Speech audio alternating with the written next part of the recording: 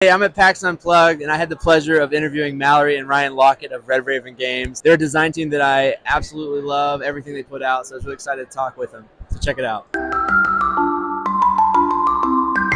So one thing I always tell new designers is try not to get stuck too much on one design. It can really be helpful to work on a bunch of designs. Not only will that teach you things as you go along, but if you get stuck on one design, you can move to the other one, work a little on that one, go back.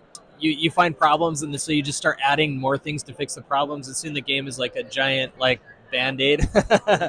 If you're really a designer, you're going to design for years and you're going to have a lot of different ideas. And in every design, you're going to have a lot of opportunities to change, and that's a good thing. So the initial idea might feel like this gem, but you honestly, the more you dig on an idea, the more you're willing to change, the better a game can be.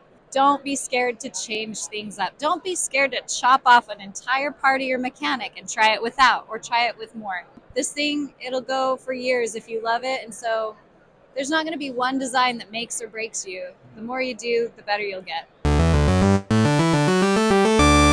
The best and worst thing that you can ever do is want to give everything to your player. On the one hand, make a game that you're proud of, that you would want to buy if you were a player, but sometimes we get so focused on all the fancy stuff we want to give people that we overpromise or we overproduce. So it's okay to streamline and say, okay, what is the most important thing to include in this design?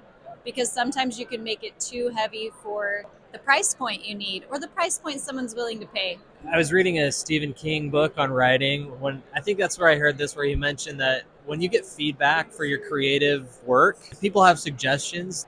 They're wrong, but the fact that they're telling you to change something is important. That yes, there is something wrong.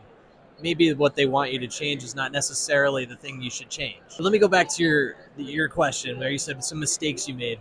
A mistake I made a lot in my early years of designing, I would commit too much to that game too early. I remember, especially as a teenager, I would spend months on the art for a game and make it look all pretty without playing it that much.